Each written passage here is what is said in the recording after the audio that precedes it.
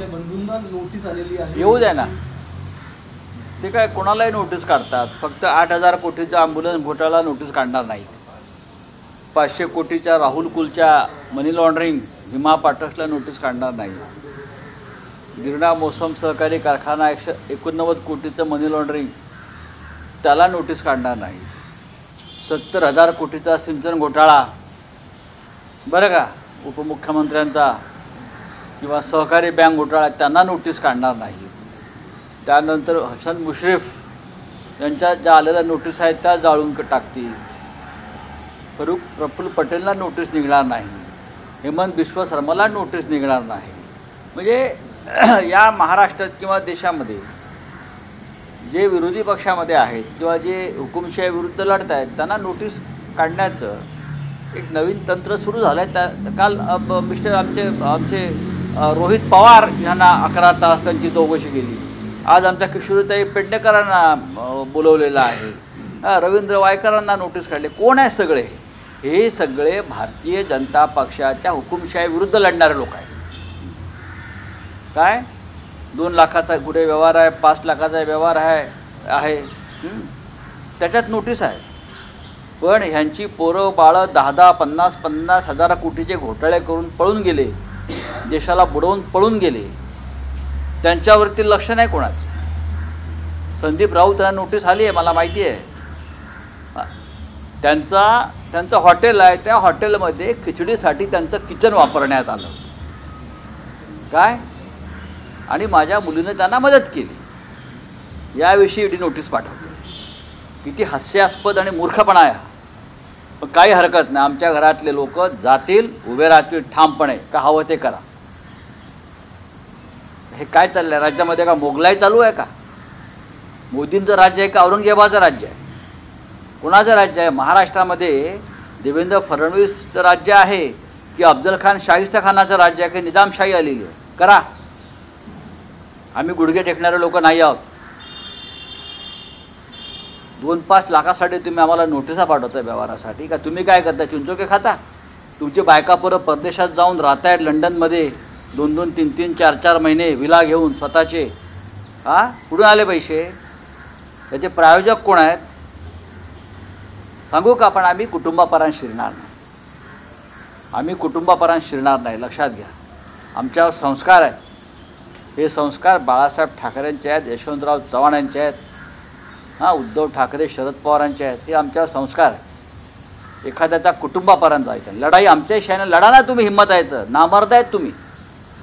आणि हे जे ईडी फिडी चाललं आहे ना, या ईडीवाल्यांना आम्ही नोटिसा मारू. नंतर जे खेळ चालले आहेत ना, आज ज्या पद्धतीनं आमच्या लोकांना बोलवत आहेत हे बेकायदेशीरपणे, त्यांनाही आम्ही आरोपीच्या पिंजऱ्यात उभे करू. जा हवं ते करा. काय आम्ही हे बघ, हे जे घर आहे ना, हे डरपोक लोकांचं घर नाही आहे. आमच्या रक्तात शिवसेना आहे. काल रोहित पवारांचं सुद्धा आपण ऐकलं असेल. स्वाभिमानी मराठी माणसा होता. हा महाराष्ट्र स्वाभिमानांचा आहे, डरपोक लोकांचा नाही. जे डरपोक होते, गांडू होते, ते तुमच्या कळपात शिरले. आम्ही नाही जाणार. लाज वाटली पाहिजे तुम्हाला. किशोरीताई पेडणेकरांना बोलवता, मुंबईच्या माजी महापौरांना 2-5 लाखाच्या व्यवहारासाठी. कसला हिशोब करताय तुम्ही? 8,000 कोटीचा ॲम्ब्युलन्स घोटाळा समोर आलेला आहे. INS विक्रांत घोटाळा 38 कोटी रुपये या नागड्या पोपटलालनी गोळा केले आणि तुम्ही FIR स्क्वॉश करता. 38 कोटी रुपयांनी गोळा केले कमीत कमी. आकडा मोठा आहे. INS विक्रांत बचावच्या नावाखाली क्राऊड फंडिंग, अशाच क्राऊड फंडिंगमध्ये अनेकांना अटक केली आहे. साकेत गोखले तृणमूल काँग्रेसचे खासदार, त्यांना 500 रुपये क्राऊड फंडिंग केलं म्हणून अटक केली. आणि त्या INS विक्रांत बचावसाठी या किरीट सोमय्याने कोट्यवधी रुपये गोळा केले रस्त्यावर उभे राहून आणि उद्योगपतीकडून. त्याला तुम्ही नोटीस नाही पाठवत. त्याच्यावरचा गुन्हा तुम्ही रद्द करता. आम्ही जे एक जुतून लवनालीचं प्रकरण काढलं होतं की कशी खंडणी सुरू आहे तपास यंत्रणांची, त्यांच्यावर गुन्हा दाखल केला होता आमच्या सरकारनं, तो तुम्ही गुन्हा रद्द केला आणि आम्हाला नोटिसा पाठवता. अरे पाठवा नोटिसा.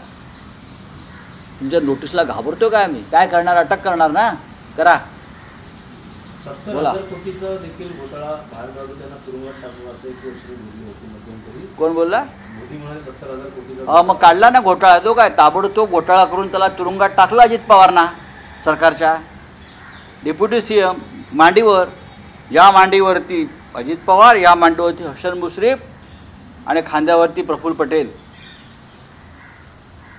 काय सांगताय तुम्ही मला? रामाची पूजा करता सत्यवचनी, रामच तुमचा वध करणार आहे. बोला. सर, केंद्रीय मंत्रिमंडळाकडनं नरेंद्र मोदी पंतप्रधानांचं गुणगान करणारा ठराव पास होणार आहे. त्यात त्यांनी असं म्हटलं आहे की पंतप्रधान मोदी केवळ जननायकच नाही तर नव्या युगाचे प्रवर्तक आहेत. असं कोण म्हणतंय? ठराव पास करणार आहे ते. करू ठराव कसला डराव आहे तो. चला. ममता बॅनर्जी हे आता दुसऱ्या स्वबळावरती आता पक्ष ममता बॅनर्जी संदर्भात काल माहिती आलेली की आता ते इंडिया पेक्षा काय? वेगळं स्वबळावरती पक्ष आता लढवलं. बघा, आप आणि ममता बॅनर्जी ह्या इंडिया आघाडीतच आहेत. त्यांनी जरी स्वबळावर आपापल्या राज्यात लढण्याची भूमिका घेतली असली तरी पश्चिम बंगालमध्ये पूर्णपणे त्या भाजपचा पराभव करण्याच्या क्षमतेमध्ये आहेत. काँग्रेसबरोबर त्यांची युती नाही होईल हा पुढला प्रश्न आहे. ती जागा वाटपाचा तिढा पहिल्यापासून आहे. पण आज आमचं काँग्रेस नेत्यांशी चर्चा झाली आहे आणि काँग्रेस नेते त्या संदर्भात ममताजींशी लवकरच बोलतील. पण काही झालं तरी पश्चिम बंगालमध्ये पूर्णपणे भारतीय जनता पक्षाचा पराभव होईल. त्याच पद्धतीनं पंजाबमध्ये आपचं कसं आहे की तिथे आज आपचं सरकार आहे आणि खासदार जे आहेत हे काँग्रेसचे आहेत. थोडं जागा वाटपात जसं आम्ही म्हणतो आम्ही सिटिंग जागा सोडणार नाही, काँग्रेसची पण ती काही काळ भूमिका असू शकते, पण त्यातून चर्चा निर्माण होईल. पण काही झालं तरी पंजाबमध्ये भारतीय जनता पक्षाचाच पराभव होईल आणि आप इंडिया आघाडीतच आहे. सर, कैबिनेट में जो है लगातार ईडी एक्शन मोड में है. रोहित पवार को समन किया, पूछताछ की. अब किशोरी पेडनेकर जाएंगी. कैसे देखते हैं अभी ईडी की कार्रवाई? देखिए, ये ईडी की कार्रवाई नहीं है, ये बीजेपी की कार्रवाई है. अगर ईडी की कार्रवाई होती तो महाराष्ट्र में 8,000 करोड़ का एम्बुलेंस घोटाला हुआ है. पहले एडवांस लिया 2,000 करोड़ और विदेश में चला गया पैसा. मुख्यमंत्री के घर के लोग उसमें है, आपको मालूम है क्या? 2,000 करोड़ का एडवांस लेकर 8,000 करोड़ का टेंडर पास हो गया. एम्बुलेंस घोटाला, जो टेंडर 800 करोड़ का होना चाहिए वो 8,000 करोड़ का हो गया. क्या ईडी को ये दिखता नहीं क्या? 500 करोड़ का राहुल कुल का घोटाला, Bhima Patas cooperative sugar factory, सीधा 500 करोड़ का मनी लॉन्ड्रिंग है. मैंने 10 बार ईडी को लेटर लिखा है, दिखता नहीं है. ये दादा भूसे और एक मंत्री है, 200 करोड़ का वही शुगर फैक्ट्री घोटाला, गिरणा मौसम सहकारी कारखाना, हाँ, सीधा मनी लॉन्ड्रिंग. ये किरीट सोमैया पोपटलाल मुलुंड का, हमारे यहाँ का. INS विक्रांत बचाव में करोड़ों रुपया जमा किया, उसके ऊपर FIR लॉज हो गया. कोर्ट ने उसको जमानत रिजेक्ट किया, बोला उसमें तथ्य है. सरकार बदल गई, FIR निकाल दिया. और कितने केसेस से आप क्या करते हैं? हम ईडी क्या करेंगे आप लोग? कितने लोगों को जेल में डालोगे? भेज दो नोटिस, ये दिन भी जाएंगे, फिर बताऊंगा. ममता बनर्जी अकेले ने ऐलान किया कि वो अकेले ही इलेक्शन जो है अभी चुनाव. बात ऐसी है, पश्चिम बंगाल में ममता दीदी या पंजाब में आप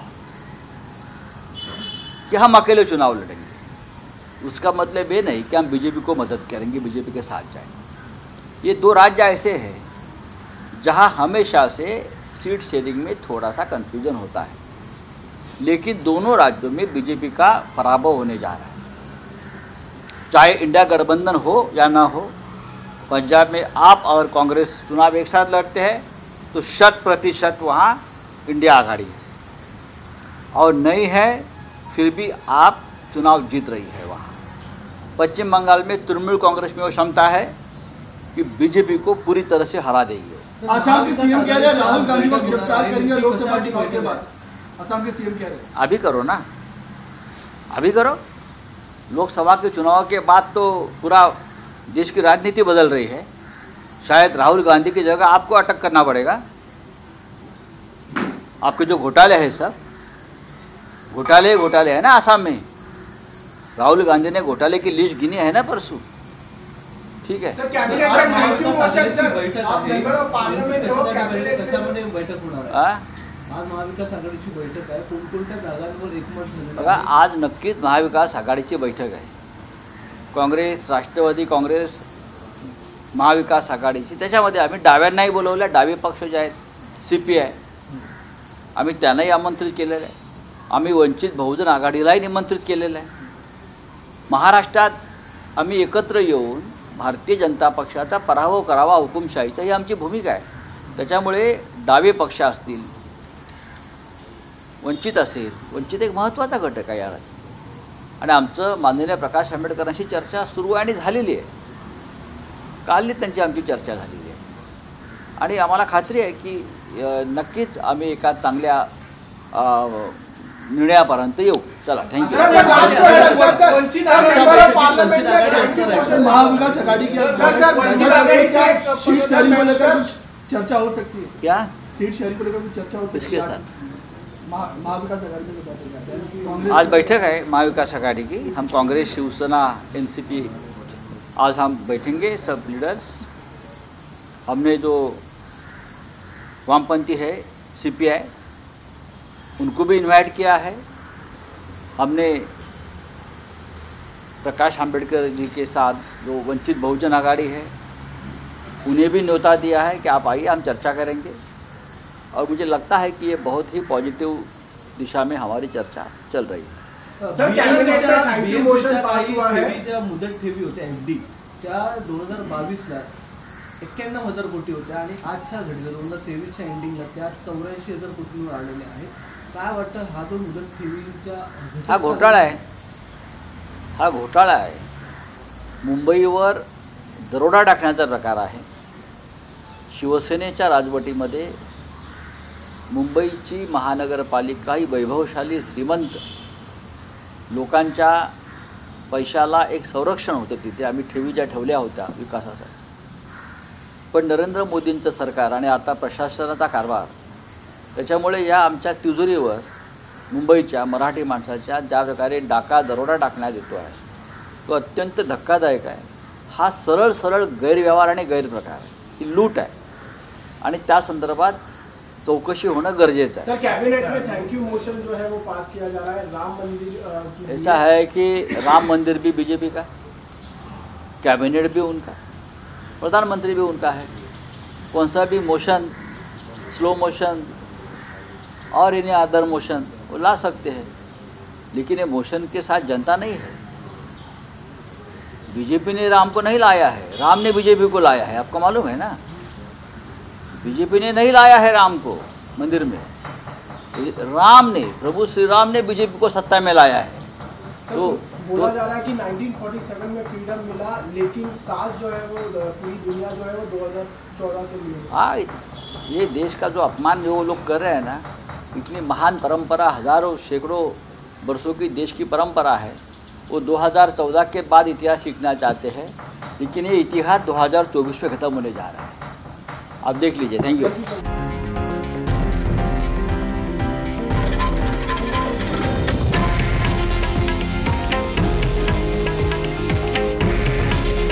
हे आहे देशातील नंबर 1 न्यूज नेटवर्क आणि आपण पाहत आहात TV9 मराठी। काळजी तुमची, हित महाराष्ट्राचं।